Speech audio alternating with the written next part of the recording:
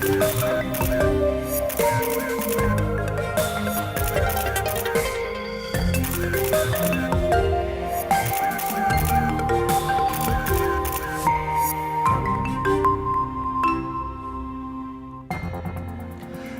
высілкі па абароне свабоды меркавання, якая з'яўляецца умовай дзеля дэмакратыі і міру. Філіппінская журналістка Марыя Рэса і расеец, галоўны рэдактар «Новай газеты» Дмітрый Муратаў атрымалі Нобелеўскую прэмію міру. Гэта важны жэст у кірунку незалежных журналістаў, якія за здабыванне інфармацыі губляюць свабоду, здароўе і нават жыццё.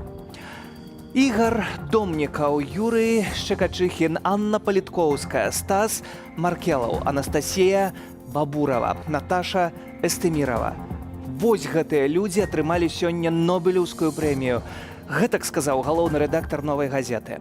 Гэта тыя, хто аддаў жыццё за працу ў журналістыцы. Нобель для журналістаў – гэта прэмія для кожнага з нас, а перадусім і для нашых калегаў у Беларусі, якія знаходзяцца за кратамі. Вітаю гаспадарства, Сергей Пацасонны, запрашаю на студыю «Белсат».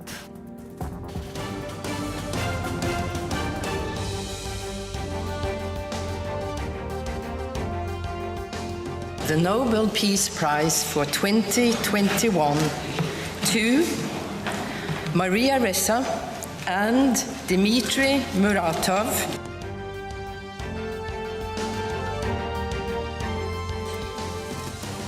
Maria Ressa and Dmitry Muratov. Я рада, что Нобелевскую премию получили журналисты. На самом деле журналисты, которые борются за свободу слова в разных странах. И я уверена, что каждый журналист в Беларуси, который сейчас и был на передовой, сейчас на передовой, также заслужит эту премию.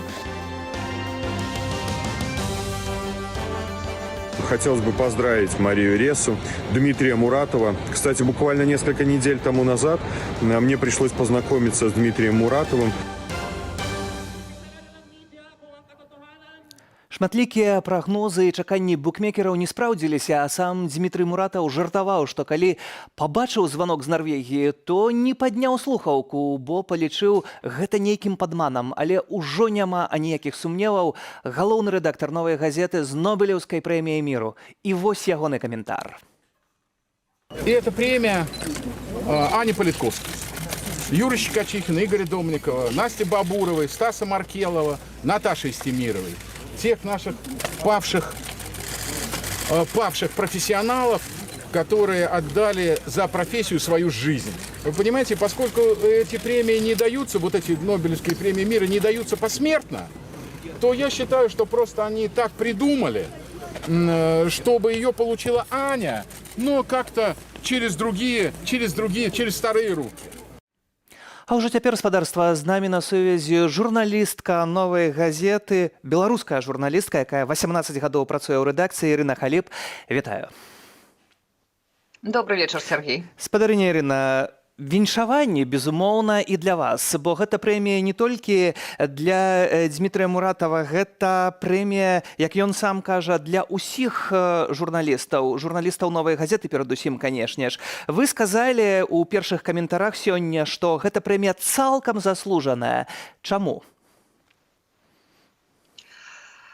Я не ведаю нікога, хто так сапраўды змагаўся б за правы чалавека, за свабоду слова, за права кожнага выказвацца, як Дмітрый Муратаў. Гэта ўжо Дзіма сам падлічыў, што нас, нобелеўскіх лаўрэатаў, 138. Так, менавіта столькі журналістаў працуе ў рэдакцыі «Новай газеты». Але, вядома ж, перш за ўсё гэта муратаўская прэмія, і мы ўсе такія шчаслівыя сёння. Ведаеце, Муратаў не сачыў за гэтым, яму гэта было не цікава. Не было ніякіх там трансляцый, а каго зараз назавуць. У нас была звычайная раніца, звычайныя перамовы ў рабочым чаце. Просто намеснік галоўнага рэдактара Лёша Палухін літаральна перад пачаткам прапанаваў трошачкі на 10 хвілін яе зрушыць пазней, каб паспець вось адразу пасля аглашэння лаўрэатаў паставіць навіну у ленту. А тут такая неспадзяванка.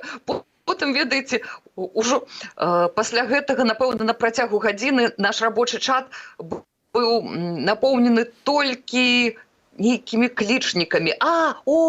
Немагчыма, якое шчасце, якое шчасце. Вядома, гэта шчасце. І, вядома, Муратаў і ўся новая газета гэтага заслужылі. Заслужылі і, напэўна, спынілі на некалькі гадзінаў працу новай газеты і не толькі, бо сапраўды гэта была вялікая радасць для ўсіх незалежных журналістаў, бо гэта такі знак і сігнал, што бачаць працу гэтых журналістаў, усіх нас, па сутнасці, бо усе мы працуем у гэтай незалежнай журналістыцы. Таксама, аднак, былі і тыя, хто пачаў крытыку. Чаму Крэмль віншуе Муратава? Піша BBC, што, напрыклад, загаловак BBC. Чаму Крэмль віншуе, а апазіцыя незадаволеная? Чаму ж Крэмль усё ж такі віншуе Муратава? Слухайце, гэта смеху варта. Гэта мне вельмі нагадвае старую карціну «Папялушка», памятаеце, калі там мачаха з дачкамі сядзяць і падлічваюць нейкія знакі увагі прынца. Паглядзеў 2 разы, сказаў: праходзьце, здесь, тут дзьме вецер 1 раз, штосьці яшчэ зрабіў 3 разы. Вось гэта смешна. Зараз глядзець, лічыць, вось гэтыя павіншавалі, а гэтыя не павіншавалі. Тут нават, мне здаецца, і абмяркоўваць няма чаго. Хіба што толькі тое, што прэсавы сакратар Владзіміра Пуціна Дмітрый Пяскоў усё ж такі аказаўся разумнейшым за ягоных беларускіх калегаў, якія ў свой час не павіншавалі Святлану Алексіевіч з Нобелеўскай прэміяй.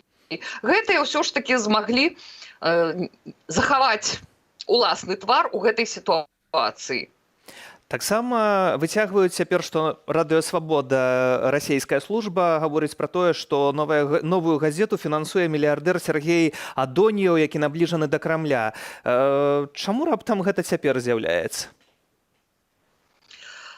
А чаму ўвогуле усім так цікава, з чыёй кішэні бяруцца грошы на выданне газеты? Я не ведаю. Але мне здаецца, гэта тыя ж абсалютна людзі, якія глядзяць праграму Малахова, дзе, напрыклад, абмяркоўваецца спадчына памерлай зоркі эстрады. Толькі так. Я не раблю між імі розніцы. Зрэшты, мае фінансы таксама любяць паабмяркоўваць у Фейсбуку, не ведаю, адкуль толькі бярэцца гэтая інфармацыя, але цяпер не пра гэта. Калі мы паглядзім вось тое, што кажа Дмітрый, што гэта прэмія тых журналістаў, якія аддалі сваё жыццё у новай газеце за незалежную журналістыку, ці тут не вылазіць вось гэты цынізм Крамля? Мы забіваем альбо даем дазвол на забіццё вашых журналістаў, але яшчэ і віншуем за гэта. Вядома ж, у цынізме Крамля ніякага сумневу няма. Абсалютна.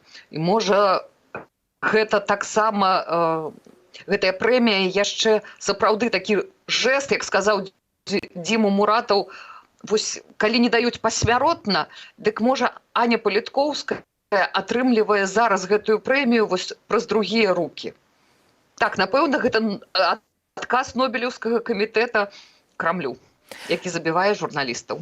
Зрэшты, таксама у Беларусі, калі не ўсе, то вельмі шмат людзей чакалі, што прэмію можа атрымаць беларускі народ у асобе Святланы Ціхановскай. Давайце паслухаем цяпер Паўла Латушку, які выказаўся на гэты конт, а потым працягнем размову. Мы, конечно, сожалеем, что Светлана Тихановская не получила сегодня Нобелевскую премию мира, что также являлось бы свидетельством поддержки для всех белорусов, которые борются за демократию и свободу. Но вместе с тем хотелось бы поздравить Марию Ресу, Дмитрия Муратова. Кстати, буквально несколько недель тому назад мне пришлось познакомиться с Дмитрием Муратовым. Я обратился к нему с просьбой подписать обращение Народного антикризисного управления в адрес генерального директора ЮНЕСКО в связи с массовыми репрессиями в отношении деятелей культуры Беларуси. И Дмитрий Муратов поддержал это обращение. Так что сегодня у нас под петицией в адрес генерального директора ЮНЕСКО стоят подписи уже 3 лауреатов Нобелевской премии. Светланы Алексеевич, Ольги Токарчук из Польши и Дмитрия Муратова из России. Еще раз поздравляем нобелевских лауреатов, ну а мы продолжаем нашу борьбу. Спадарня Ірына, узнікае, напэўна, такая раздвоенасць, можа, нейкая, бо з аднаго боку вы беларуска, і хацелось бы, напэўна, каб беларуска таксама атрымала Нобелеўскую прэмію, а з іншага боку вы таксама журналістка «Новай газеты». І прыемна, што галоўны рэдактар мае гэтую Нобелеўскую прэмію. Ці Святлана Ціхановская вартая была гэтай прэміі? Я лічу, што вартым быў Дмітрый Муратаў. Усё ж І такі ніякай раздвоенасці ў мяне няма. няма тут ніякіх сумневаў у вас. Дмітрый Муратаў вельмі часта выказваўся пра Беларусь, пра беларускія справы, і вось тое, што кажа Павел Латушка, таксама падтрымаў беларусаў гэтым лістом у ЮНЕСКО.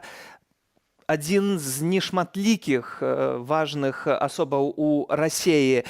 Беларускае пытанне таксама неаднаразова гучала і гучыць на старонках «Новай газеты». Чаму для Дмітрыя яно такое важнае? Па-першае, Дмітрый чалавек, які успрымае чужы боль незалежна ад таго, каму баліць і на у якой краіне свету і ўвогуле на якім кантыненце. Разумееце, я сутыкаюся з тым, што, напрыклад, нават сёння многія мае суайчыннікі кажуць, ну чаму не Святлана Ціхановская, беларускі народ пакутуе? Але яны не разумеюць таго, што свет не беларусацэнтрычны. І людзей катуюць не толькі ў Беларусі. Людзей катуюць у кубінскіх турмах, людзей катуюць у сальвадорскіх турмах. Увогуле этнічныя чысткі існуюць, войны, Сірыя, Афганістан, Талібан. Разумееце, у свеце столькі праблем, столькі болю, столькі горычы, столькі роспачы, што мне здаецца не вельмі разумным лічыць, што усе нам чымсьці абавязаны. І тым больш, што, разумееце, Муратаў змагаецца за правы чалавека ўжо больш за, напэўна, амаль што 30 гадоў. Чвэрць стагоддзя з пэўнасцю. Чвэрць стагоддзя. І за гэты час ён столькіх людзей змог выратаваць з турмы. Ён столькіх салдат, якія траплялі ў палон, змог вярнуць да хаты, вярнуць на свабоду. Ён жыў у маленькай аднапакаёвай кватэры і цягаў туды гэтых выратаваных салдат. Яны там у яго жылі, яны прыходзілі ў сябе, каб потым ехаць да хаты. Мяне таксама з турмы вызваляў Дмітрый Муратаў. Калі б вы толькі ведалі, каго ён прасіў, каб тэлефанавалі Лукашэнку і прасілі мяне вызваліць. Для яго няма, разумееце, для яго ўвогуле няма чужога гора. І таму тое, што адбываецца ў Беларусі, так для яго вельмі важна. Проста вельмі важна. Таксама узнікала пытанне, чаму не Навальны? Ці гэтая Нобелеўская прэмія з'яўляецца нейкім кампрамісам камітэту? Мне здаецца, што тут няма кампрамісу. Разумееце, калі ўлічыць, што прэмію атрымаў не толькі Дмітрый Муратаў, а яшчэ і Марыя Рэса з Філіпінаў, гэта проста было рашэнне ў гэтым годзе адзначыць дзейнасць журналістаў, іхнія ахвяры, іхнія высілкі па распаўсюджанню ўсё ж такі нармальных альтэрнатыўных меркаванняў, свабоды слова і гатоўнасці ахвяраваць нават уласным жыццём. Мне здаецца, тут не было выбару паміж Муратавым і Навальным. Узнікае таксама пытанне пра у цэлым сённяшнія медыі незалежныя ў Расіі, так, якія сябе пазіцыянуюць незалежнымі. Ці можна існаваць без пэўнай згоды Крамля? Гэта, напэўна, пытанне ўсё ж такі не да мяне. Гэта пытанне да Дмітрыя Муратава, але я ведаю дакладна, што ніякага дазволу ні на што ён ніколі не атрымліваў. І кампрамісаў у ягоным жыцці не было. Хіба толькі, калі трэба было кагосьці сапраўды проста выратаваць, напрыклад, з турмы. Таксама... Умоўна кажучы, вось кажа Рамзан Кадыраў, мы можам выпусціць Аюба Цітіева, а вось за гэта, калі ласка, вось хачу, каб вы месяц мяне не чапалі. Гэта я проста зараз фантазірую. Гэта мае фантазіі. Але я маю на ўвазе, што, напэўна, такія кампрамісы такога кшталту могуць існаваць. Дзеля выратавання чалавечага жыцця, дзеля выратавання чалавечай свабоды. Але магу сказаць, што новая газета існуе без дазволу Крамля. Прэмія стане пэўнай гарантыяй бяспекі для новай газеты ці можа аказацца зусім наадварот? Мне здаецца, што яшчэ ніводная прэмія ў свеце ні для какога не стала ахвярнай граматай, нейкай чымсьці, нейкай гарантыі бяспекі, гарантыі спакою і светлай будучыні. Гэта проста, ведаеце, гэта ўсё ж такі гэта жэст. Кожная прэмія, якая даецца за барацьбу за правы чалавека, за свабоду слова, гэта ўсё ж такі, гэта, напэўна, у большай ступені жэст прызнання нейкіх высілкаў і каштоўнасцяў. І ў гэтым выпадку таксама прэмія знак падтрымання для ўсіх незалежных журналістаў, якія заўсёды на перадавой. І за гэта і перад новай газетай, і перад вамі, і перад усімі гэтымі журналістамі схіляю галаву. Дзякуй за гэтую размову. Ірына Халіп, вядомая беларуская журналістка, 18 гадоў гаспадарства працуе ў рэдакцыі новай газеты, рэдактар якой сёння Дмітрый Муратаў атрымаў Нобелеўскую прэмію міру. Змаганне беларусаў мусіць выглядаць іначай. Трэба выпрацаваць новыя метады барацьбы. Такое меркаванне выказаў лаўрэат Нобелеўскай прэміі міру 1983 году. Адзін з лідараў польскай салідарнасці, былы прэзідэнт Польшчы Лех Валенса. Сам Валенса вылучаў на атрыманне прэміі Нобеля расійскага палітыка Алексея Навальнага, які зараз знаходзіцца ў турме. Але заўзеў за перамогу Святланы Ціханаўскай. Сваімі думкамі нобелеўскі лаўрэат падзяліўся з Белсатам. Можна допатрываць падобенства. Можна знайсці падабенства, але таксама ёсць розніца. Мая барацьба праходзіла, калі Савецкі Саюз быў вельмі моцны. Было шмат сумневаў, ці гэта наогул магчыма. З гэтага пункту гледжання сёння сітуацыя лягчэйшая. Але ёсць і складанасці, таму гэтая барацьба мусіць выглядаць іначай. Гэта з майго пункту гледжання. Я не прэтэндую на мудрасць. Але на маё меркаванне трэба іначай змагацца. Сёння трэба выкарыстоўваць іншыя метады, адрозныя ад тагачасных. І няма выпрацаваных. І ніхто не бачыць гэтых іншых метадаў. Але адзінае выйсце – выпрацаваць новыя метады барацьбы. І яшчэ адна гісторыя пра працу незалежных журналістаў і пераслед за яе. Ужо 3 месяцы, як кіраўнік аддзелу маркетынгу газеты «Наша Ніва» Андрэй Скурко знаходзіцца ў зняволенні па палітычных матывах. Жонка Андрэя, Паліна Скурко, распавядае, што найцяжэйшае цяпер гэта пытанне дзіцяці. Іх сын Тамаш некалькі разоў на дзень пытаецца, дзе тата. Яму ж адказваюць, што тата з дзядзямі сядзіць у замку. На жаль, замак у гэтым выпадку вядомая турма Навалдарскага.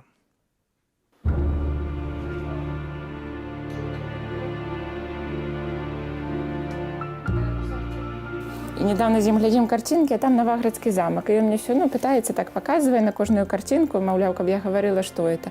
И Новоградский замок, я говорю, Тамаш, какой это замок? И он так возбудился, тата. Я думаю, што тата? А тады дайшло да мяне, што это вот адзіны замак, які я знаю свае 1,5 года, это замак, дзе тата. Ну, кажа, не, это не той замак.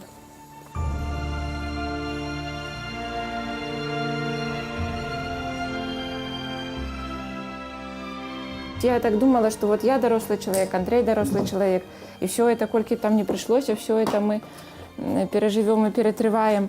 Ну, як бы такія абставіны. Але як малы кожны, ну, некалькі разоў на дзень пытаецца тата, тата, і тады ўжо тата няма таты. Вот это найцяжэй. Ратуемся тым, што ў нас ёсць план, як мы тату будзем сустракаць. Да, машына. Мы з татам пойдзем на цягнікі глядзець, тады пойдзем купляць булку, пойдзем гуляць, глядзець на курэй, на сабак, і ўжо мы гэта абмяркоўваем, і як бы так эта тэма ў нас. Ну, то есть вот і так і чакаем тату гэтыя 3 месяцы.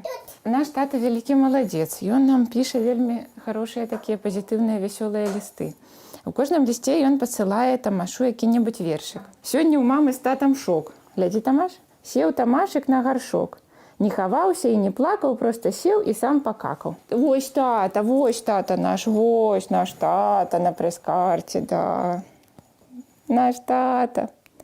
Андрей, ён так пазітыўна на гэта ўсё глядзіць. Я, канешне, заўсёды знала, так заўсёды ім ганарылася, але так як у гэтыя месяцы я ніколі яшчэ ім не захаплялася і не ганарылася. Ну, па-першае, ён жа страшна любіць гісторыю, всякія гістарычныя такія алюзіі, метафоры. Да.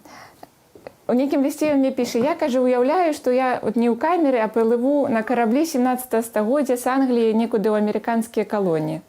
Ну, таксама Андрей вельмі ў многім там праяўляецца для мяне, як ён, напрыклад, піша, нас выводзяць на прагулку, ёсць двор, дзе вельмі старыя дзверы. Напэўна, яны бачылі яшчэ Каліноўскага, яўна бачылі Коласа, значыць, і, ну, не Каліноўскага, але каліноўцаў, да, гэтых паўстанцаў 1863 года. Там такія філёнкі, вот ён мне апісывае, якія там філёнкі, значыць, у гэтых дзвярах. І я так сабе уяўляю, што вот этот турэмны прагулачны дворык, і, значыць, мой такой адзін, так сказать, вязень мой, Андрей, там ідзе, і вот вывучае гэтыя філёнкі на гэтых там дэкаратыўных дзвярах.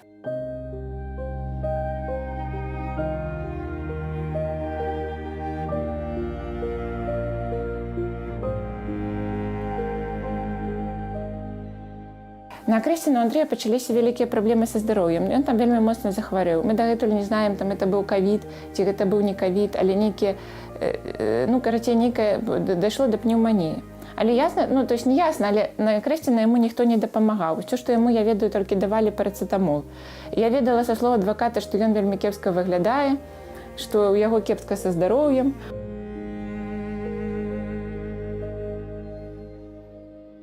Мы, канешне, жывём марамі з Андрэем. Вось мы марамі і планамі. Мы сабе завялі спісы таго, што пасля вызвалення мы будзем рабіць там розныя там паездкі, прагулкі, стравы, прадпрыемствы такія, як сямейныя.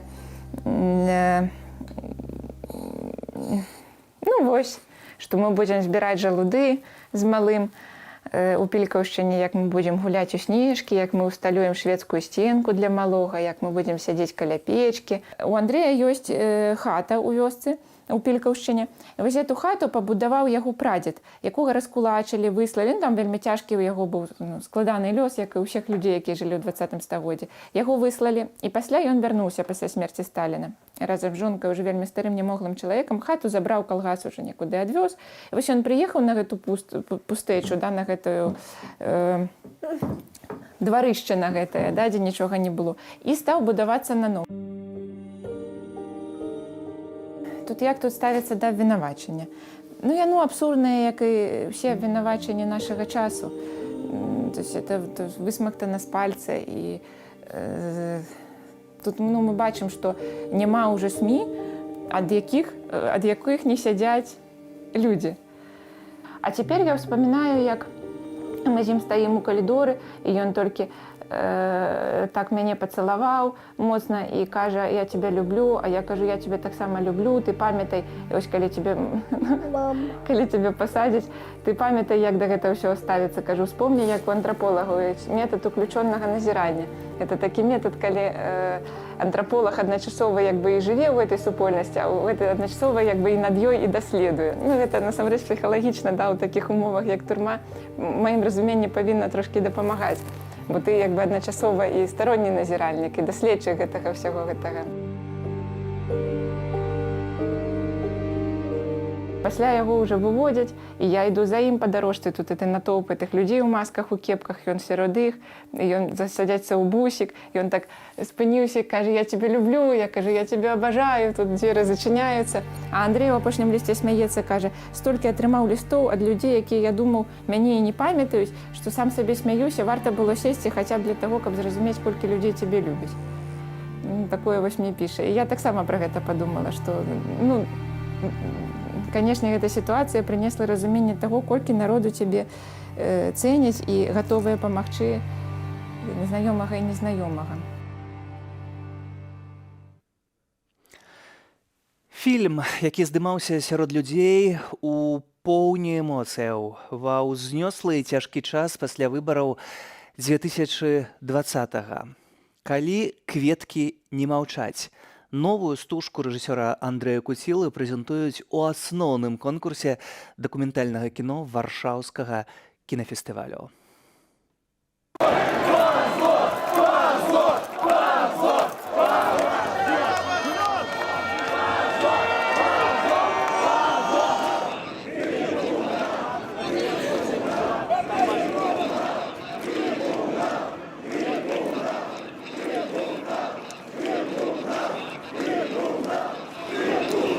Парни, вы же молодые на самом деле. Вы можете изменить просто все. Мы хотим жить в свободной стране. Не так, чтобы били, кого-то избивали и отправляли на крестниц. Они не делают сейчас зла. Их поставили в охрану. Это просто служащие. Послушайте, если мы сюда вышли, давайте выразим свой протест не против них. У них есть приказ. Зачем вы это делаете? К чему это? Они сами, многие из них понимают, они сейчас не совершают преступления. Нам сейчас нужно направить свое внимание на то, что мы против зла и насилия. То, что мы против лжи. Ни к чему это. Вот идите вместе со всеми и вырасти, что я не хочу, чтобы лживая власть была. Я не хочу лжи и обмана. Я не хочу насилия. Основная причина – это то, что мы выбираем, каждый из нас. Куропаты тут 300 тысяч похоронено мирных жителей. Это при коммунистической системе. Это сделал Сталин, правитель со своим народом. 300 тысяч возле Минска, возле Эксподера. Съездите туда, посмотрите на это. Сколько еще сейчас похоронят? И Окрестина. И Окрестина, что теперешняя власть делает, это продолжение той власти. Это продолжение, ну, можно так сказать, нашего выбора. Дакументальная стужка «Калі кветкі не маўчаць», а рэжысёр фільму Андрэй Куціла ўжо цяпер з намі. Вітаю. Прывітанне. Андрэй, пра беларусаў, безумоўна, тут пытанне ў мяне не ўзнікае. Пра нашу гісторыю, якая ідзе другі год. Якім шляхам ты пайшоў, каб распавесці гэтую сваю, але і нашу гісторыю кожнага? Ну, па-першае, скажем так, я заўсёды пазбягаю такіх наўпроставых тэмаў палітычных, але тут здарылася штосьці выключнае з намі ўсімі. Калі не абыдзеш. Калі не абыдзеш, таму вось нейкія такія першыя дні. Ну, я як бы быў як грамадзянін, так, а пасля 2 дзён я просто быў, як все, напэўна, неякі прыбітым, што адбываецца адначасова, і ўздым быў, так, і боль, і таму я просто взяў камеру і пануўся пад сценамі Акрэсціна.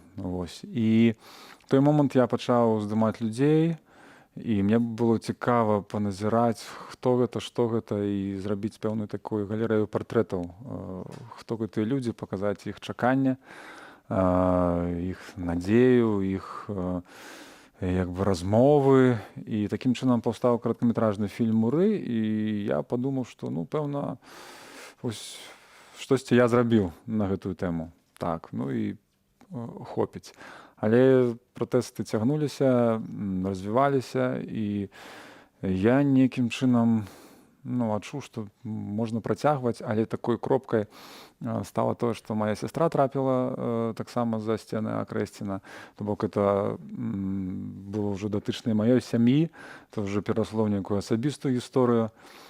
І я пачаў працягваць здымаць. Не думаў пра паўнаметражны паўнавартасны фільм, тым больш не думаў, што ён там кудысьці трапіць. І думаю, можа быць, это будзе проста для сям'і, просто будзе нашым нейкім сямейным архівам, нашай хронікай. А ў выніку гісторыя пайшла далей і пачало развівацца. Гэта адбілася на ўсёй сям'і, на адносінах з дзецьмі, на адносінах як бы з сабой. І я пачаў знаёміцца з іншымі сем'ямі, пачаў разумець, што гэта можа перарасці ў фільм, пачаў ездзіць у шпіталь, размаўляць з людзьмі, глядзець, здымаць. І в пэўны момант зразумеў, што моя камера затрымліваецца чамусьці на тварах жанчын.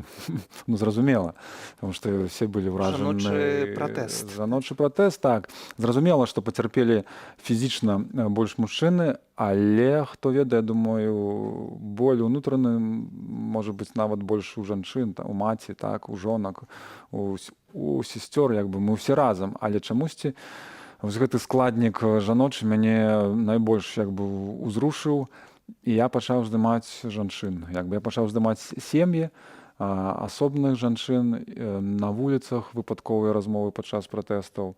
І нейкім чынам все гэта вылілася ў такі вобраз кветак, якія не могуць маўчаць, так, як бы як жанчыны, якія ніколі не выступалі. Так, я так разумею. Так, яны як бы галоўныя гераіні, так, скажем так, все удзельнічалі, все як бы хто як бы в фільме, ну, меншай большай ступені як бы мужчыны, але я сфокусаваўся на жаночых гісторыях. На паказ фільму я асабіста іду заўтра, пагэтаму пабачымся на гэтым паказе, канешне ж. Да гэтага, аб гэтых падзеях я быў у той жа зале, бадай на стужцы Аляксея Палуяна «Кураж».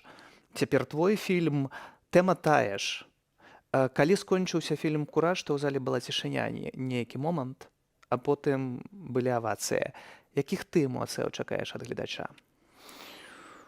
Ну, у меня няма такой пэўнай задачы, як бы, ну, эмоцыі. Я проста разумею, што гэта нейкі такі агульны боль, але ў той жа момант і надзея. То бок это не кіно, якое проста прыбівае і як бы робіць адчуванне, мне здаецца, як бы тупіка. Так, гэта кіно ў пэўным сэнсе кожны можа пабачыць як бы для сябе пэўнае нейкае выйсце, пэўную як бы надзею, і як бы працэс яшчэ не скончаны, няма перамогі і не на тым баку, не, перамогі і на тым баку няма, і не на гэтым. То бок як бы і цёмная сіла не перамагла, як бы так і людзі не атрымалі той свабоды, якую як бы прагнулі, да, ад таго як бы фарватару, якім яны хочуць ісці. Таму это працэс, які не скончыўся, это проста коска, чарговая коска. Будуць яшчэ паўставаць фільмы. Алексей расказаў адну гісторыю цудоўна. Як бы я пастараўся расказаць яе пад іншым як бы пунктам бачання, так, вось. І я думаю, што эта гісторыя будзе паўставаць, і это будзе як бы шырыць разуменне як нашае, так і за мяжой, хто мы такія беларусы і што як бы мы сабе уяўляем. Гэта вельмі сапраўды важна, паказваць нас, беларусаў, нашыя беларускія праблемы за мяжой, хаця падобныя праблемы існуюць, канешне ж, ва ўсім свеце, ў розных краінах. Ты гаворыш пра тое, што гэта твая асабістая гісторыя, таксама як грамадзянін ты хадзіў на гэтыя акцыі, але як рэжысёр глядзеў на гэта ў пэўных карцінках і вобразах. Але калі ты гэта ўсё прапускаеш праз сябе, потым мантуеш, я таксама, калі раблю нейкія рэпартажы, ведаю, наколькі гэта часамі складана, гэтая эмоцыя апанаваць і гэтак далей. Як выйсці з гэтых эмоцыяў? Бо гэта нельга так узяць і адкласці. Нельга взяць і адкласці, і это быў это быў самы цяжкі праект для мяне, тому што я тут не хачу расказваць і плакацца, як это все было, але гэта на асобную размову, так, тэма. Таму што это першы раз, калі ты можаш прыехаць за мяжу там і здымаць, умоўна кажучы, нейкую такую тэму, ты можаш крыху быць адслоненым. Ну, ты можаш суперажываць людзям, але настолькі, каб это было вельмі цяжка. Ты мусіш стрымліваць слёзы, калі ты здымаеш па сценамі Акрэсціна, калі ты глядзіш на людзей у шпіталі і так далей. Это вельмі цяжка. Але гэта цяжка не толькі тым, хто там, не толькі тым, хто ўдзельнічае, хто назірае. Я зразумеў апошнім часам, што гэтая траўма можа быць нават больш у людзей, якія ніколі на пратэсты не прыязджалі, якія нейкім чынам з'ехалі на пэўны час ці на вучобу. Я сустракаў такіх людзей і ведаю, што для іх это не меншая траўма. Яны таксама гэта пераносяць вельмі цяжка, хоць яны і не былі гэты год апошні 2 ў Беларусі, але гэта такая агульная траўма, з якой нам яшчэ доўга прыйдзецца жыць і спраўляцца. Траўма сучаснай гісторыі. Каб паставіць нейкую аптымістычную кропку, ты кажаш, што беларуская рэвалюцыя ці беларускі пратэст, можна па-рознаму называць, яшчэ не скончаная. А надзея ў чым? Надзея ў людзях, у любым выпадку у чым. Таму што все ведаюць, што нас бальшыня, што мы на светлым баку. І это можна, гэтай рэчы можна банальна пералічваць доўга. Я думаю, што это кожны дзень гучыць у эфіры, і все гэта цудоўна разумеюць. Пытанне толькі ў нейкіх асабістых гісторыях, у падрабязнасці, але все всім відавочна. І таму надзея тут яе не можа не быць. Нават калі, умоўна кажучы, краіну там захопяць там, так, і так далей. Людзей ўжо не зменіш. Сёння свет змяніўся. Нельга проста прыйсці з аўтаматамі, захапіць пэўную частку людзей і прымусіць іх думаць інакш. Добра, это можа працягнуцца год, 2, 3, 5, але як можна змяніць людзей і іх дзяцей, якія будуць ведаць гэтую гісторыю, а пасля унукаў. Бо гэта ўжо закладзена, зерня пасеяна, калі яно было пасеяна яшчэ даўно, проста яно вельмі доўга у гэтай глебе прарастала і ў пэўнай ступені. Так, зараз можна там апусціць галаву, але у перспектыве мне здаецца, што надзея ёсць. Дзякую за гэтую размову, за гэтую надзею. Андрэй Куціла, спадарства, рэжысёр стужкі «Калі кветкі не маўчаць». Ужо заўтра кінапаказ у Варшаве. Абавязкова ўсе, хто у польскай сталіцы мае час, канешне ж, заахвочваю, бо гэта наша супольная гісторыя, наш супольны боль і наша супольная надзея. Крышачку пра іншае. Залез на дах хмарачоса з бел-чырвона-белым сцягам і паляцеў на знак салідарнасці з беларускім народам. У Вене беларус зладзіў незвычайную акцыю, скокнуўшы з парашутам з будынку вышынёй ажно 220 метраў. Прадстаўнікі творчага аб'яднання тутэйшае даслалі гэтае відэа нам.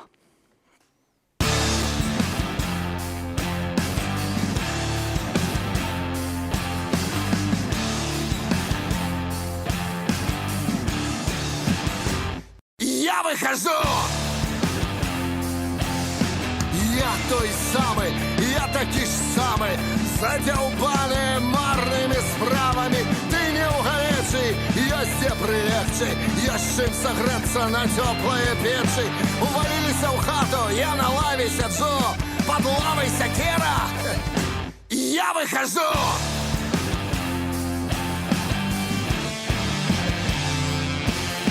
Я буду с тобой, коли возьмешь ты чарку. Я буду с тобою у ложку с каханкой. Я у промнях солнца, у кроплях дождю. Я буду с тобой, коли скажешь, я выхожу.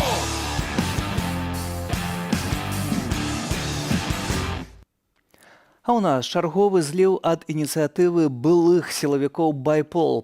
Гэтым разам з нагоды 25-годдзя службы наркакантролю і супрацьдзеяння гандлю людзьмі. «Байпол» апублікавала размову начальніка ўпраўленняў па барацьбе з эканамічнай злачыннасцю Менгарвыканкаму Андрэя Сачкова і Менаблвыканкаму Владзіміра Емельянова. Міліцэйскія чыны абмяркоўваюць злітае раней выступленне кіраўніка наркакантролю Александра Сазонова на нарадзе з падначаленымі, ды п'янства і дэбошы ягоных падначаленых. Непакоіць сілавікоў і тое, што ў іх шэрагах шмат, як яны кажуць, здраднікаў, чытай прыхільнікаў пераменаў, якія зліваюць інфармацыю аб сітуацыі ў міліцыі.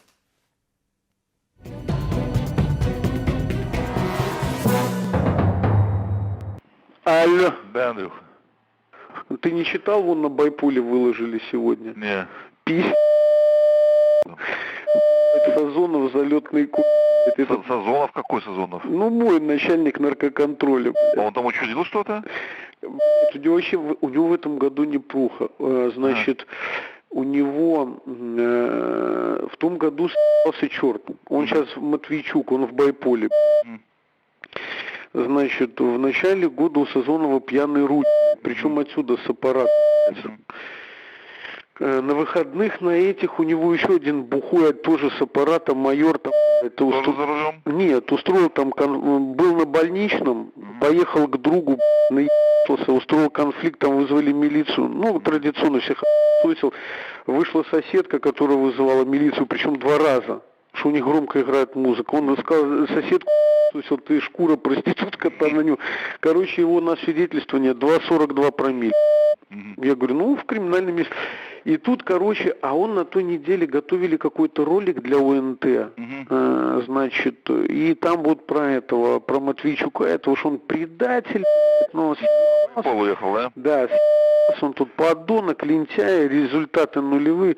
Ну и тут недолго думая, выкидывает 7 минут совещания, которое проводил Сазонов, ну, обсуждал с личным составом политическую ситуацию в стране, и было это, сейчас тебе скажу, это где-то было в 20-х числах, ну, даже, может, в 17-х числах августа.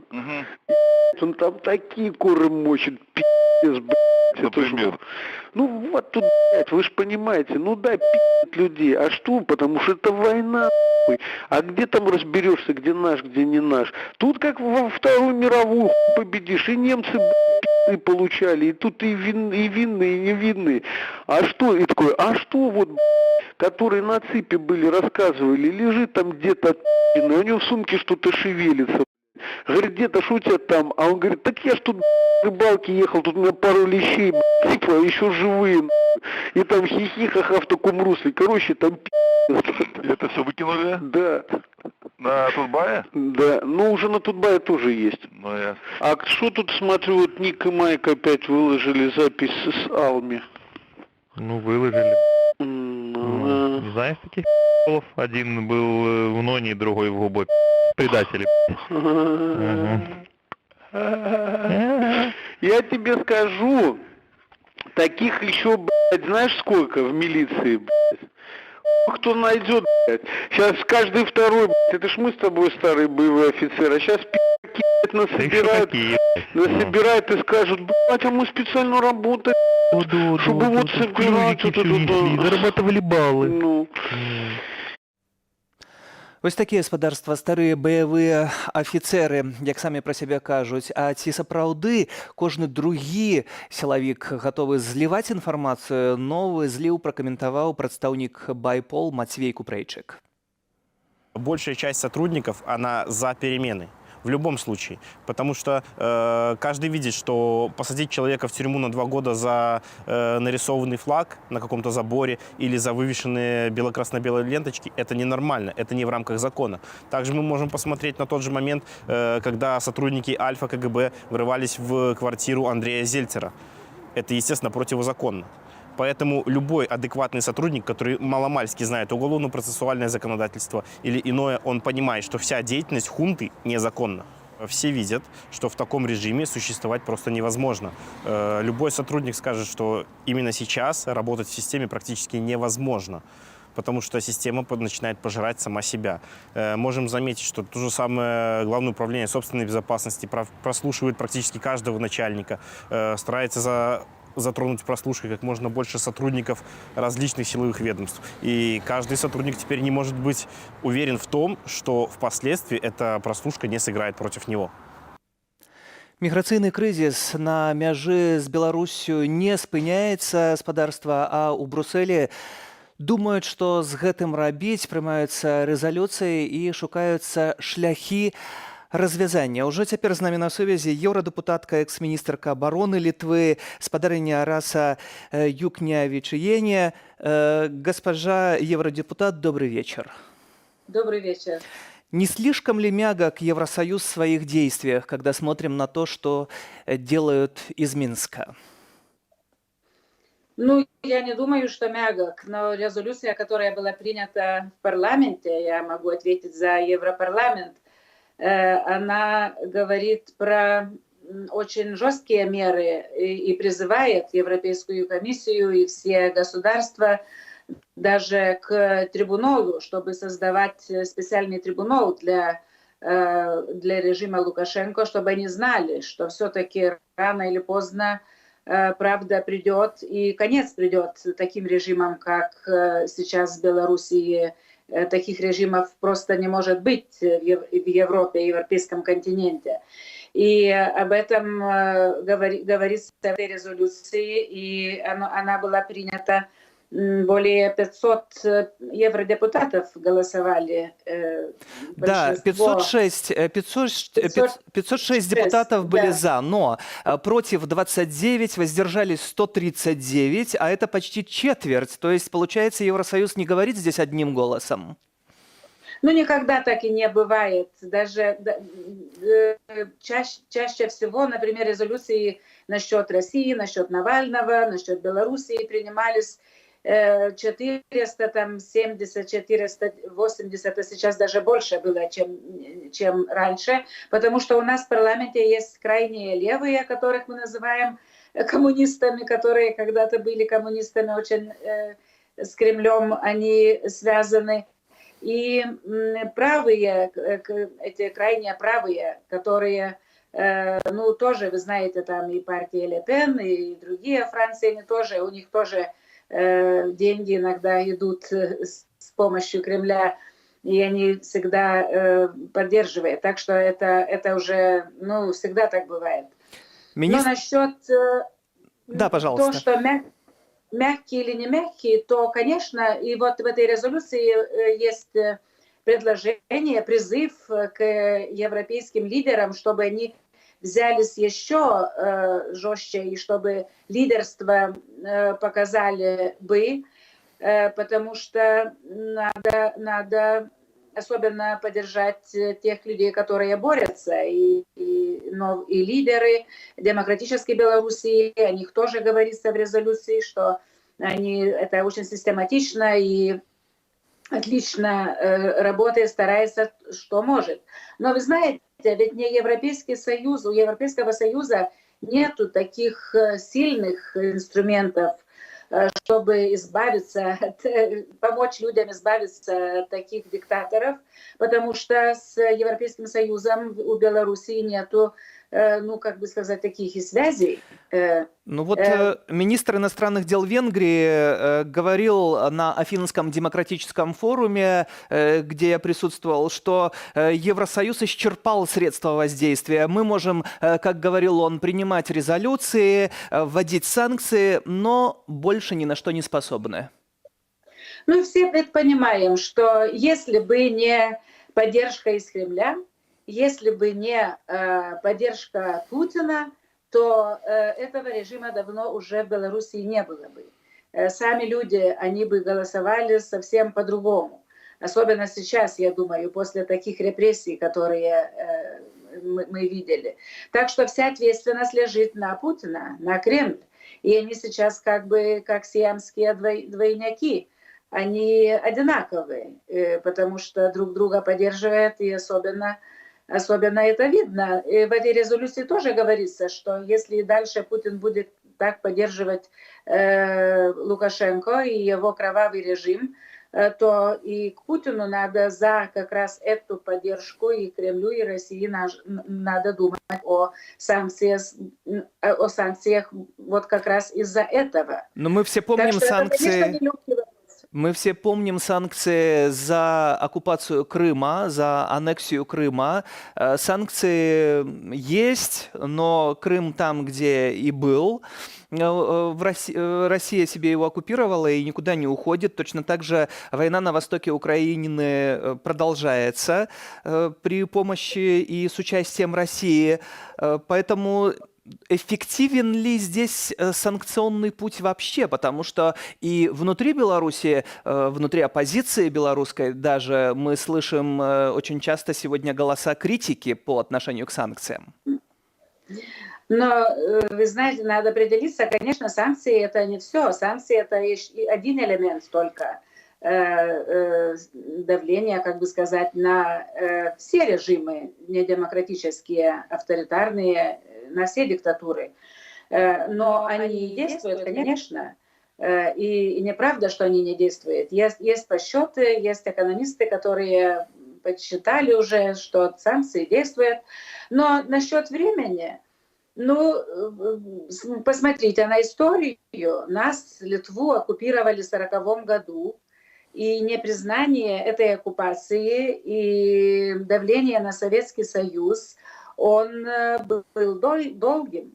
Вот, например, я сама родилась в оккупированной Литве, и в каких-то 80-х до 85-го года, даже больше, мало кто и думал, что Советский Союз рухнет, и что вот я буду говорить перед вами как член Европейского парламента. Ни у меня, ни у кого не было таких даже мыслей. А вот это случилось, и Советский Союз рухнул, и даже очень быстро рухнул.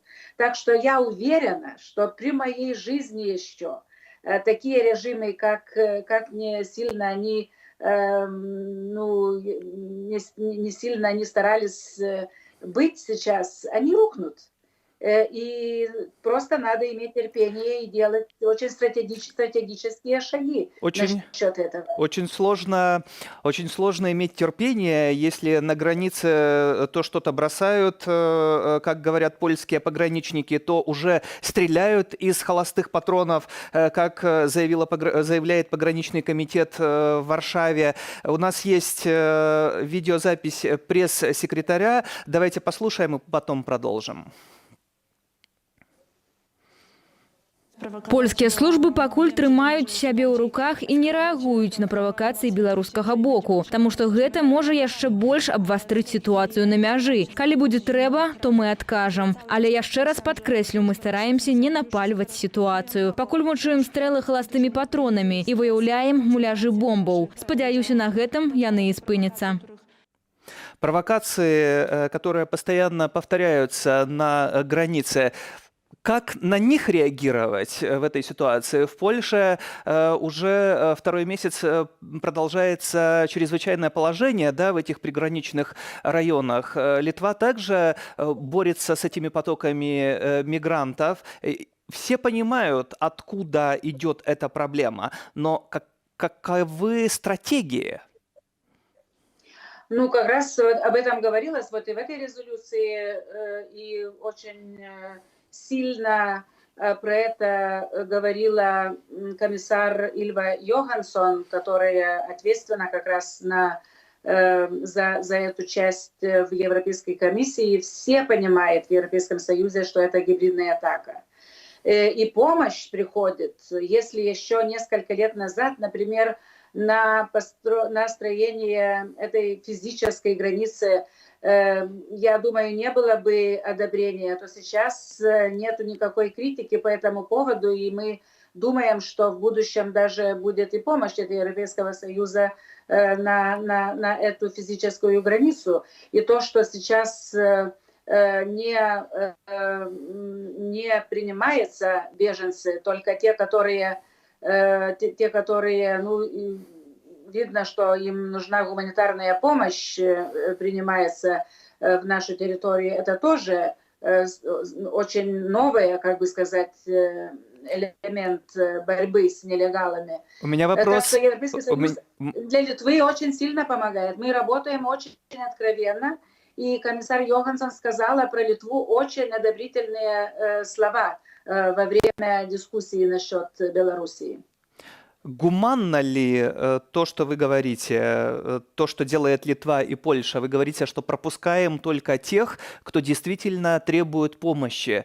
А дети, женщины, беременные – это как? Ну, знаете, эти люди ведь приехали как туристы в Белоруссию. И Белоруссия, у них есть визы в Белоруссии. Для них Белоруссия не является государством враждебной для этих людей. Так что они могут получить помощь от этого государства, куда они приехали. Они ведь не люди, у которых много денег даже. И наши пограничники говорят, что у них много денег, у некоторых из этих людей. Они продали все, их призывает Белоруссия. И не может ведь государство Европейского Союза быть, как бы сказать, просто открывать себя для атак, гибридных атак таких диктаторов, как сейчас делает Лукашенко. Если Литва, Польша и другие государства не остановят такие гибридные атаки, тогда мы получим побольше все, потому что Кремль и Путин, они смотрят, даже, наверное, стоят за этими действиями, даже, может быть, и помогает. И если мы не изменим и не реформируем свою миграционную политику в Европейском Союзе, может быть, что такие атаки, если они получатся, они будут даже и сильнее в будущем. Просто мы физически не можем принять столько людей, сколько они нам подбросят. Просто это ведь не натуральные пути миграции, а это сделанные пути. Пути натуральные в том смысле, что прилетают мигранты самолетами, и, вероятно, Евросоюз должен думать о том, как остановить эти авиасообщения с Минском, которые достаточно... Они уже остановлены были остановлены, но сейчас, насколько я слышу, найдены опять другие восстанавливается. пути. Да. Найдены другие пути через Стамбул, через Дубай, и это огромное количество рейсов, над чем также должны думать в Евросоюзе. Тут, мне кажется, тоже Евросоюз несколько в проигрышной позиции, потому что демократия требует законов, а там, где нет демократии, то можно делать все, что угодно. Спасибо вам за это интервью. Евродепутат из Литвы с нами была на связи. А у студыі гаспадарства для вас працаваў Сергей Падсасонны. Дзякуй за сёння. На развітанне наш традыцыйны ролик у падтрымання палітвязняў жыве. Сёння мы прысвяцілі яго Дмітрыю Івашкову, сябру ініцыятыўнай групы Святланы Ціхановскай. Прысудзілі 6 гадоў калоніі ўзмоцненага рэжыму. Да сустрэчы ў эфіры.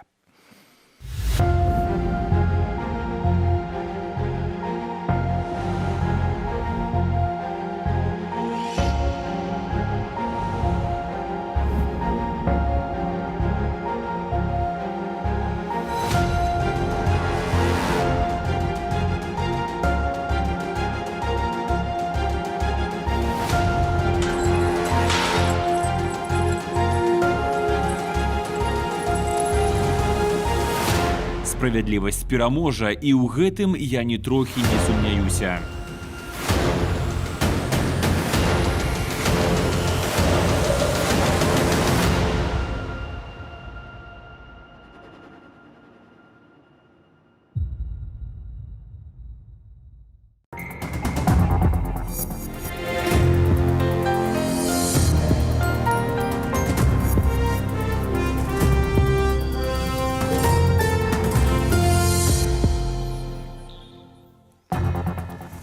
У грамадскіх месцах толькі ў масках і з захаваннем дыстанцыі. Гэткія нормы ад заўтра ўводзіць Міністэрства аховы здароўя Беларусі. Пра іншыя навіны я, Александр Пуціла, і мае калегі распавядзём вам у аб'ектыве. Добрый вечар.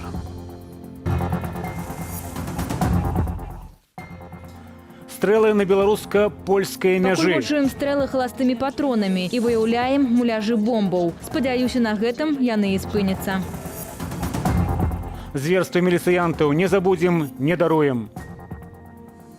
Хотим добиться того, как выкликать их у следующие органы Польши, дать тлумачение. Силовики – закладники режиму. Каждый сотрудник сейчас боится не только за себя, который работает внутри системы, он также боится за свою семью. Кіраўніка дыпламатычнай місіі Беларусі ў Варшаве выклікалі ў МЗС Польшчы. Прычынаю сталі чарговыя правакацыі на беларуска-польскай мяжы. Памежная ахова суседняй краіны паведаміла, што з беларускага боку у бок польскага патруля прагучалі стрэлы, імаверна халастымі патронамі. У выніку інцыдэнту ніхто не пацярпеў, але польскі бок заяўляе, што такіх правакацыяў робіцца ўсё болей. Падрабязнасці ў матэрыяле Владзіміра Старыковіча. Правакацыяў на мяжы ўсё больш. Днямі польскія памежнікі знайшлі на мяжы муляж выбуховага прыстасавання. Раней жа яны паведамлялі, што памежныя службы Лукашэнкі наводзяць на іх зброю. Цяпер дайшло і да стрэлаў. Польскія пагранічніцы папросту не даюцца справакаваць. Польскія службы пакуль трымаюць сябе ў руках і не рэагуюць на правакацыі беларускага боку, таму што гэта можа яшчэ больш абвастрыць сітуацыю на мяжы. Калі будзе трэба, то мы адкажам. Але яшчэ раз падкрэслю, мы стараемся не напальваць сітуацыю. Пакуль мы чуем стрэлы халастымі патронамі і выяўляем муляжы бомбаў. Спадзяюся, на гэтым яны і спыняцца. Дзяржпамежкамітэт Беларусі, зрэшты, абвяргае заяву польскіх калегаў. Там заявілі, што за мінулыя сотні зброя не ўжывалася ні на адным участку мяжы. Між тым, пра страляніну з беларускага боку паведамілі і літоўскія памежнікі. З іхных словаў, каля Швянчонскага раёну Літвы былі чуваць 3 стрэлы. Праз гадзіну на гэтай жа тэрыторыі прагрымеў яшчэ адзін стрэл. У ноч на пятніцу з тэрыторыі Беларусі у бок Друскенецкага самакіравання Літвы былі выпушчаныя 7 сігнальных ракетаў. Ожидаемо. А что? Это валюта сейчас для Лукашенки.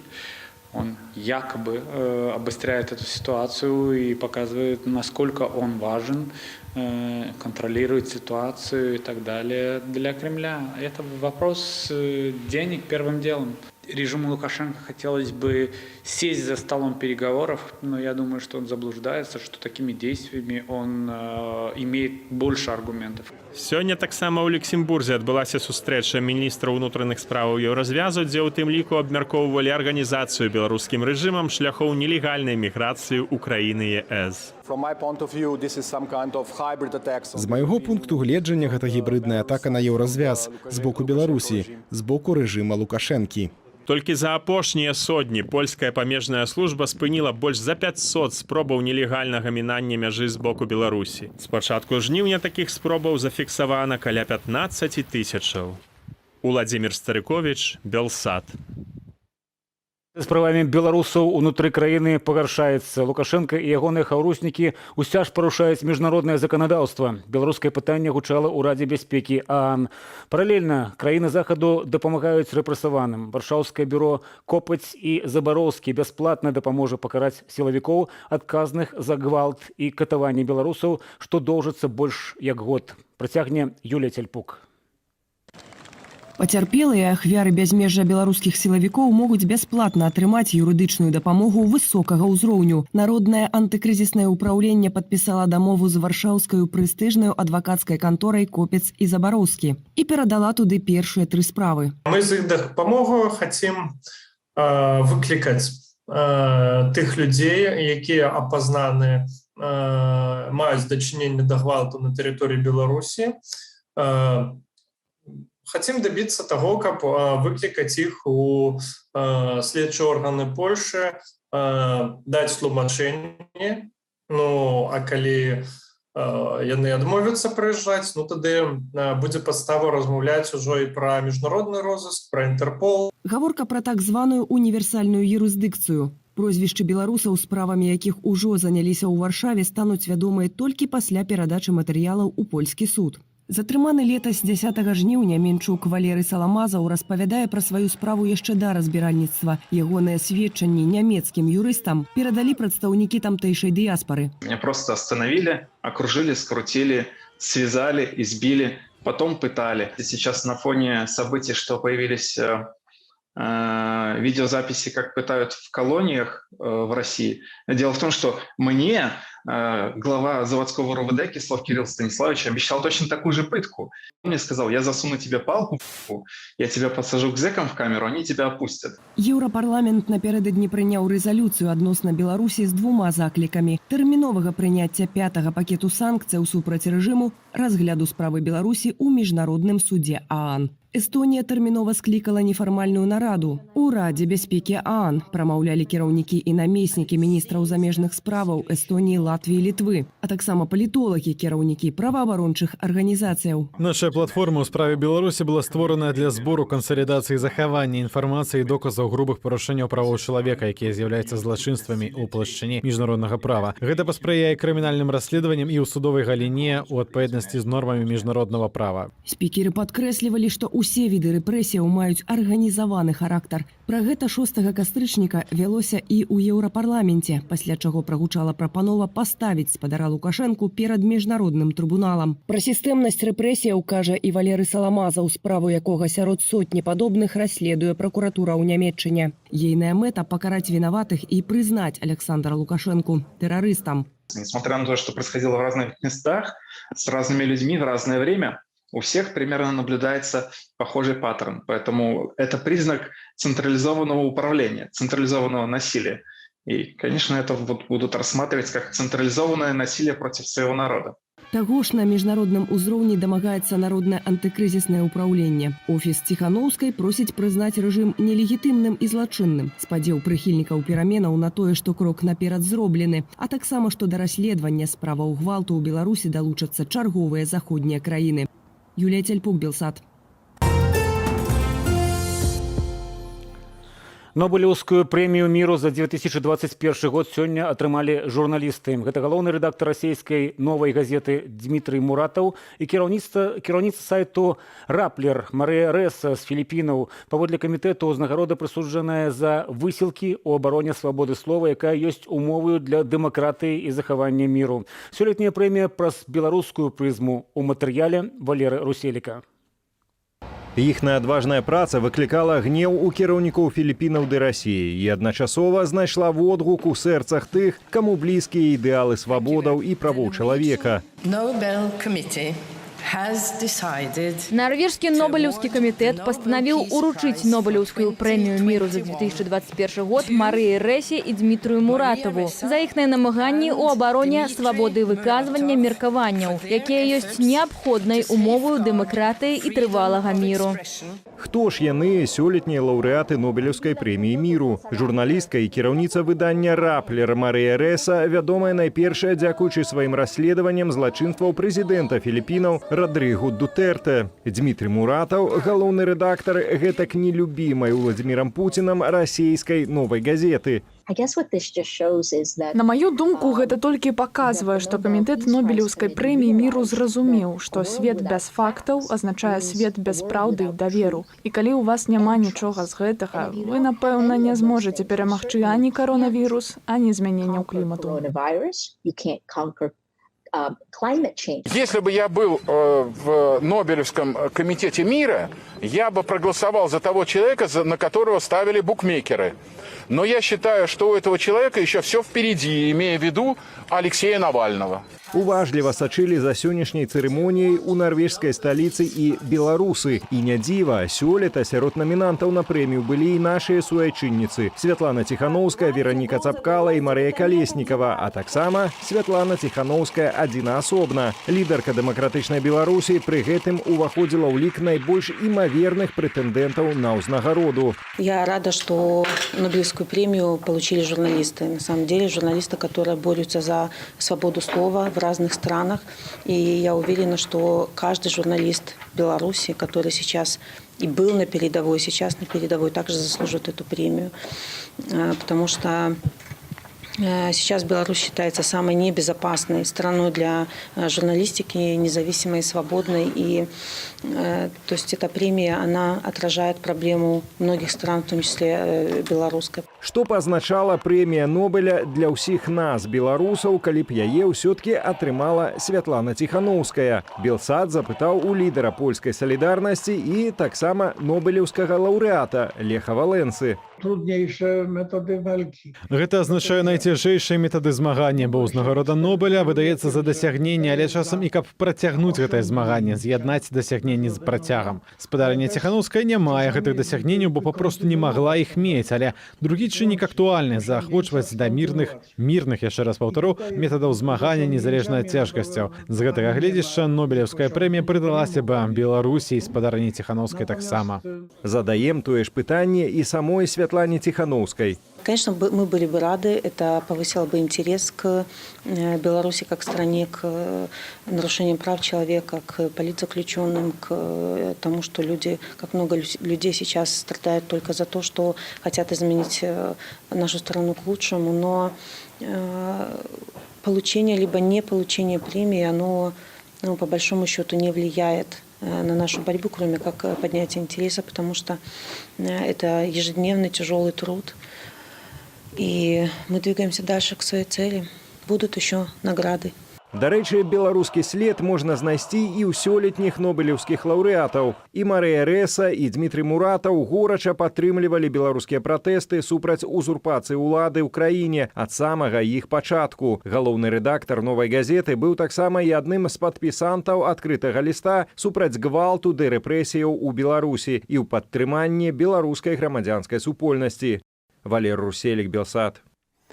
Паводле інфармацыі нашай Нівы, у СІЗА КДБ знаходзіцца былы інспектар аддзелу спецыяльнай падрыхтоўкі менскага МАПу Эдуард Пестрак, якога затрымалі нібыта за акт тэрарызму. А Байпол апублікаваў новы зліў, з якога вынікае, што ў згуртаванасць шэрагаў сілавікоў не вераць і самі сілавікі. Падрабязней Ірына Дарафійчук. Ты не читал, вон на Байполе выложили сегодня? Лесня, кожны другі міліцыянт гатовы пастаўляць інфармацыю Байпол. Гэткая думка паводле новага зліву арганізацыі былых сілавікоў гучыць у размове двух кіраўнікоў аддзелаў Міністэрства ўнутраных справаў.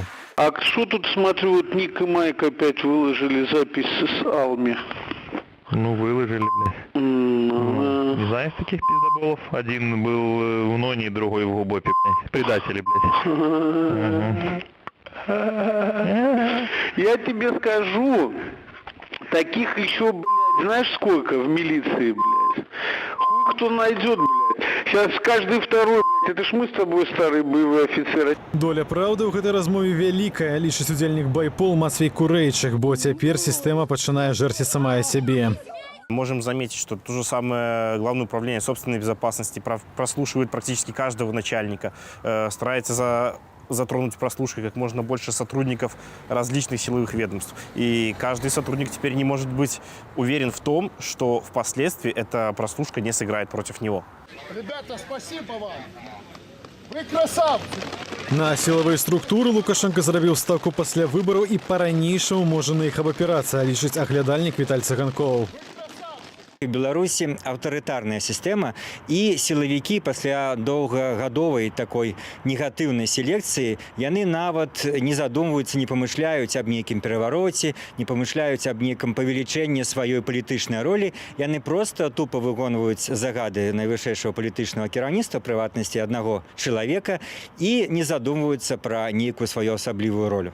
Працаўнікі сілавых структураў застаюцца ў Беларусі ў прывілеяваным стане. У іх вышэйшыя заробкі, больш ранняя пенсія, набыцці і пабудаваць жытло для іх значна прасцей, чымся іншым грамадзянам, але адначасова гэта і звязвае ім рукі. Каждый сотрудник сейчас боится не только за себя, который работает внутри системы, он также боится за свою семью. Возможно, у него есть какие-то кредиты, кредит, например, на жилье. Также, если это сотрудник довольно молодой, который недавно выпустился из Академии МВД, к примеру, ему необходимо будет выплачивать большие суммы за обучение в Академии. В связи с этим каждый боится просто, что ему негде будет работать. Супраць тых, хто спрабуе прынамсі выказацца супраць сістэмы, дзеюць жорстка. помста сілавікам, яна нават больш жорсткая, чым помста звычайным удзельнікам акцыяў пратэста, калі мы бачым, што сілавікоў хапалі нават не тых, хто удзельнічаў в акцыях, а тых просто, хто заявіў, што ён сыходзіць, ці заявіў пра нейкую незгоду. Рэакцыя была дастаткова жорсткай, і мы бачым десяткі прыкладаў, як людзей хапалі і не выпускалі на суткі крымінальныя справы, калі нават яны не удзельнічалі ў адкрытых акцыях. Сёння ж суддзя цэнтральнага раёну Менску Дмітрый Карсюк за ўдзел у 2 маршах пакараў былога следчага палітвязня Егора Вяршыніна 2 гадамі калоніі. Ірына Дарафійчук, Усевалад Шлыкаў, Белсат. Верховный суд зліквідаваў грамадскую арганізацыю «Гавары праўду». Пастанова апеляцыйнаму абскарджанню і апратэставанню не падлягае і набывае моц з моманту яе абвяшчэння. Кіраўнік арганізацыі Андрэй Дзмітраў яшчэ перад судовымі паседжаннямі напісаў, што каманда будзе захаваная і працягне сваю дзейнасць. «Гавары праўду» на кожных прэзідэнцкіх выбарах выстаўляла свайго кандыдата. У 2010 годзе паэта Владзіміра Някляева, у 2015 Таццяну Караткевіч, летась Андрэя Дзмітрыева. Суд Фрунзенскага раёну Менску прысудзіў Святлане Барановскай 3 гады хатняй хіміі за абразу прадстаўнікоў АМАПу у тэлеграм-канале «Карнікі Беларусі». Жанчына пабачыла фотаздымак з сілавікамі і назвала іх мерзотнікамі, чым, аказваецца, закранула годнасць і прынізіла аўтарытэт ажно 9 сілавікоў. У дадатак жанчына павінна сплаціць 6 000 рублёў гэтак званым пацярпелым. Усё часцей суды разглядаюць справы пра публікацыю ў інтэрнэт-прасторы. Марыля Дакуцька. Вітаю.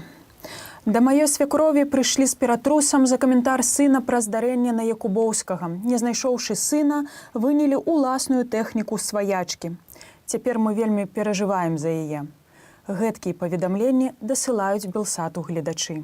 І турбавацца ёй за што? Паводле міністра ўнутраных справаў Івана Кубракова за публікацыі ў сацыяльных сетках паводле гэтак званай справы Зельцара затрыманыя каля 200 чалавек. Усе яны ў турмах, заведзеныя крымінальныя справы. Ідзе следства, высвятляюцца ўсё новыя асобы.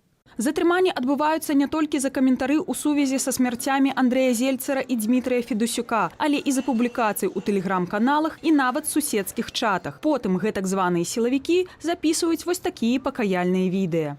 Я раскаиваюсь и полностью признаю свою вину. Я не должна была оскорблять должностные лица и должна была учитывать то, что Телеграм не анонимен.